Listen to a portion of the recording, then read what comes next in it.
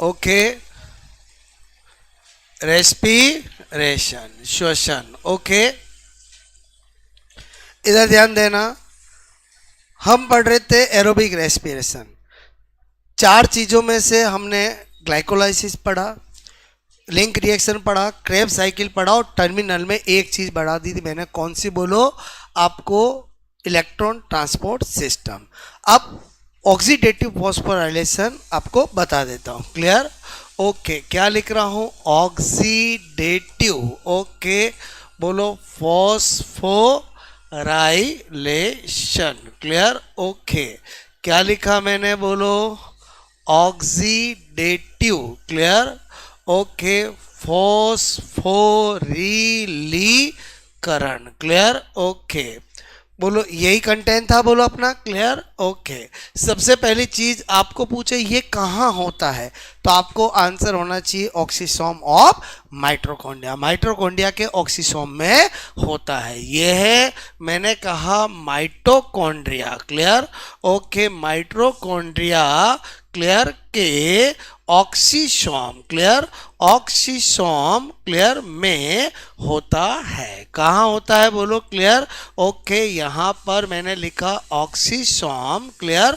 Okay, of mitochondria. Clear? फिर हमें पता होना चाहिए कि माइटोकॉन्ड्रिया में ऑक्सीसोम के कितने पार्ट होते हैं? तीन पार्ट होते हैं, बोलो। क्लियर? यहाँ पर मैंने कहा ऑक्सीसोम की संरचना। क्लियर? ओके, ऑक्सीसोम की संरचना। ठीक है, तो यहाँ पर स्ट्रक्चर ऑफ मैंने कहा ऑक्सीसोम बनाऊंगा तो ऑक्सीसोम की संरचना कैसी होती है? ऐसी। क्लियर? ओके, बचपन से पढ़ा है कि एक ये जो होता है इसको क्या कहते हैं? बोलो आधार। आधार बोले तो बेस। क्लियर? ये क्या होता है? व्रंत। व्रंत बोले तो स्टाल्क। क्लियर? ओके, और ये क्या होता है? सिर। सिर बोले तो हेड। क्लियर? ओके, फिर जो आधार होता है उससे एबजन F0 पार्टिकल भी कहते हैं, और जो सिर होता है उसे F1 पार्टिकल या F1 कण भी कहते हैं। एक ही बात है, F1 पार्टिकल लिखूं या कण लिखूं, और इसको मैंने कहा F5 F6 कण भी कहते हैं, और इन तीनों से मिलकर बनी हुई स्ट्रक्चर को क्या कहते हैं? ऑक्सीसोम। ओके, अब मुझे बताना है ऑक्सीडेटिव फॉस्फोराइलेशन जो यहां पर होता है। ओके, अब कैसे होता है? इसके लिए एक पर्सन है जिसका नाम पीटर मिचेली है। क्लियर? उसने केमी ऑस्मोटिक थ्योरी दी और उसने बताया कि ऑक्सीडेटिव फॉस्फोराइलेशन कैसे होता है, कहाँ होता है, वो मैंने आपको बताया। क्लियर? ओके, और आपको मैंने बताया इस हेड के अंदर कौन सा एंजाइम होता है?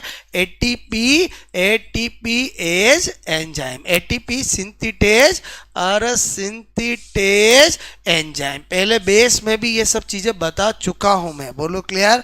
ओके, एटीपी क्या लिखा? Synthetase, synthetase. Okay, enzyme. Okay, अच्छा, अब आपको मैंने कहा नंबर 3। क्लियर? ओके, मैंने कहा ऑक्सीडेटिव फॉस्फोराइलेशन कहाँ कैसे होता है, इसके लिए किसने थ्योरी दी है? बोलो, पीटर मिचेली ने। कौन सी थ्योरी दी? केमी ऑस्मोटिक थ्योरी, एग्जाम में पूछा जाता है। क्लियर? मैंने कहा पीटर ओके मिचेली ने, मैंने कहा ओके ने रसोपरासरणी सिद्धांत, रसोपरासरणी सिद्धांत। क्लियर? ओके, इंग्लिश में इसी को क्या कहते हैं? बोलो, केमी। मैंने कहा आपको osmotic, osmotic okay theory. Clear? Okay, मैंने कहा केमी ऑस्मोटिक थ्योरी, रसोपरासरणी सिद्धांत। क्लियर? और किसने दिया? बोलो, पीटर क्लियर मिचेली ने। क्लियर? ओके, बोलो ने, बोलो सिद्धांत दिया। क्लियर? अब इन्होंने क्या बताया कि होता क्या है, होता क्या है, ये जो ऑक्सीसोम है, क्लियर, ओके, एक्चुअली ये ऑक्सीसोम कहाँ लगा हुआ है, क्रिस्टी पर लगा हुआ है। कहाँ लगा हुआ है, क्रिस्टी पर। ये आपको पिक्चर पहले से क्लियर होनी चाहिए कि माइटोकॉन्ड्रिया की ऐसी स्ट्रक्चर होती है, क्लियर। माइटोकॉन्ड्रिया की स्ट्रक्चर कैसी होती है, ऐसी होती है, क्लियर। ये माइटोकॉन्ड्रिया की स्ट्रक्चर है, ये सारे क्या है, क्रिस्टी है। इनको क्या कहते हैं, क्रिस्टी। कभी ना कभी बचपन में पढ़ा होगा कि माइटोकॉन्ड्रिया की इनर मेम्ब्रेन के इनर फोल्ड को क्रिस्टी कहते हैं, ओके, जहां पर होता है इलेक्ट्रॉन ट्रांसपोर्ट सिस्टम, क्लियर। और इन पर लगे होते हैं इस तरह से ऑक्सीसोम, और मैं एक ऑक्सीसोम की स्ट्रक्चर मैंने बताई है, बोलो क्लियर। ये सारे इन पर लगे होंगे, बोलो क्लियर, ओके। अब क्या होता है कि यहां पर इलेक्ट्रॉन ट्रांसपोर्ट सिस्टम पे क्या होता है, बोलो, आपको मैंने कहा NADPH2 आएगा, FADH2 आएगा, बोलो NAD में FAD में बदलेगा और वहां पर हमें ATP मिलेगा, जिसको एक्स्ट्रा गेन ATP कहते हैं। तो एक्चुअली वो ATP कैसे बनते हैं, तो इन्होंने कहा कि क्या होता है कि NADPH2 FADH2 आते हैं तो यहाँ पर क्रिस्टी पर क्या होता है बहुत ज़्यादा H+ कॉन्सेंट्रेशन हो जाती है, और ये जो बेस होता है, ये जो बेस होता है वो क्या होता है, H+ के लिए हाईली परमेबल होता है। ये जो आपका बेस है वो क्या होता है, मैंने लिखा highly, okay, permeable, permeable for, मैंने कहा H+, क्लियर। यानी जो आधार है वो H+ के लिए क्या है, बहुत ज्यादा पारगम्य है। ये सब मैं नहीं बता रहा हूं, ये किसने बताया, पीटर मिचेली में। किस थ्योरी में बताया, केमी ऑस्मेटिक थ्योरी के अंदर बताया, क्लियर, ओके। उन्होंने कहा कि एक्चुअली ATP सिंथेटेज एंजाइम तो होता है हेड में, लेकिन वो एंजाइम तभी काम करता है, तभी एक्टिव होता है, तभी ATP बनाता है जब H+ हेड में आएंगे, ओके। और H+ हेड में कहां से आएंगे, इलेक्ट्रॉन ट्रांसपोर्ट सिस्टम पर ऑक्सीसोम रहते हैं, और जो बेस है वो इन क्रिस्टी पर लगा हुआ है। ये ऐसे ही लगे हुए है ना, बोलो, ये यहाँ पर बेस है, ये स्टाल का, ये हेड है, बोलो क्लियर। तो उन्होंने कहा कि ये H+ के लिए हाईली परमेबल होता है, और डेफिनेटली H+ का, अभी मुझे एक बात बताओ, एक घड़ा है और ऊपर कोई चीज डालोगे तो घड़े के पेंदे में ही जाएगा ना, और समझे समझे, बोलो क्लियर। तो ये H+ कहाँ आता है, बोलो यहाँ पर। तो हेड में क्या हो जाता है, H+ की कॉन्सेंट्रेशन हाई हो जाती है, और H+ की कॉन्सेंट्रेशन हाई हो जाती है, और वही H+ की हाई कॉन्सेंट्रेशन किसको एक्टिव करती है, किसको काम करवाती है, ATP सिंथेटेज एंजाइम को, बोलो क्लियर। तो आपको मैंने कहा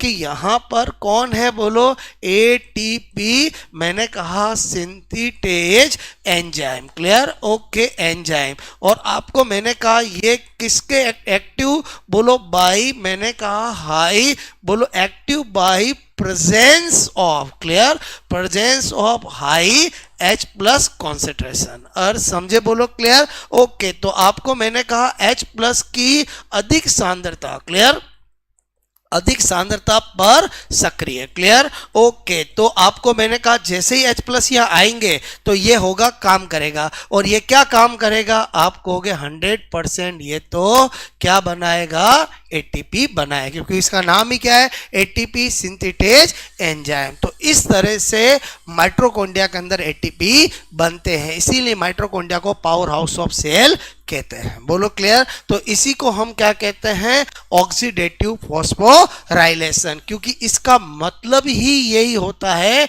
ATP का प्रोडक्शन, क्लियर, ध्यान से समझना। इसका मतलब होता है ATP का उत्पादन, और ऑक्सीडेटिव का मतलब होता है वायवीय श्वसन में, बोलो क्लियर। तो आपको ये जो कंटेंट समझ में आया, बोलो आपको क्लियर, ओके। तो आई होप आपको ये जो हमारा ड्यू था वो मैंने करवाया। अब क्या होता है कि हमने एरोबिक रेस्पिरेशन की चारों स्टेप पढ़ ली है, क्लियर, और हमें एनर्जी कैलकुलेशन करनी है, जो मैं आपको कल करवाऊंगा 38 ATP की।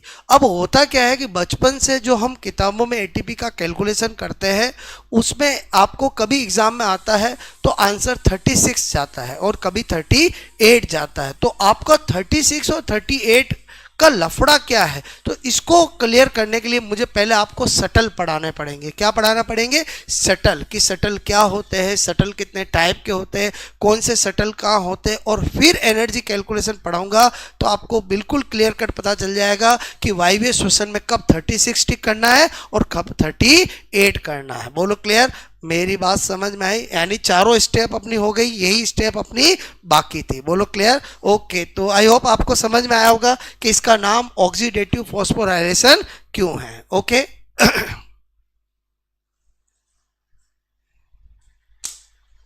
कल क्या पढ़ाऊंगा? Energy calculation. आज बायो की कम हो पाई क्योंकि हमने वो टॉपिक कंप्लीट कर लिए। क्लियर?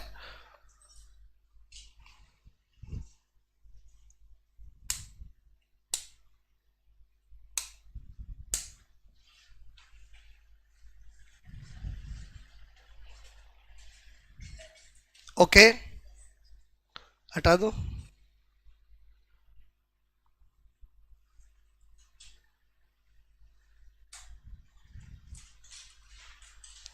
ओके इस यहाँ पर लिख दोगे नंबर 5.1। बोलो इसीलिए माइटोकॉन्ड्रिया को क्या कहते हैं? माइटोकॉन्ड्रिया क्या होती है? Power house of cell. कोशिका का शक्ति ग्रह। क्लियर? कोशिका का बोलो शक्ति ग्रह। क्लियर? बिजली ग्रह एक ही बात है। शक्ति ग्रह भी बोलते हैं हिंदी में, मैंने कहा बिजली ग्रह भी बोलते हैं। क्लियर? ओके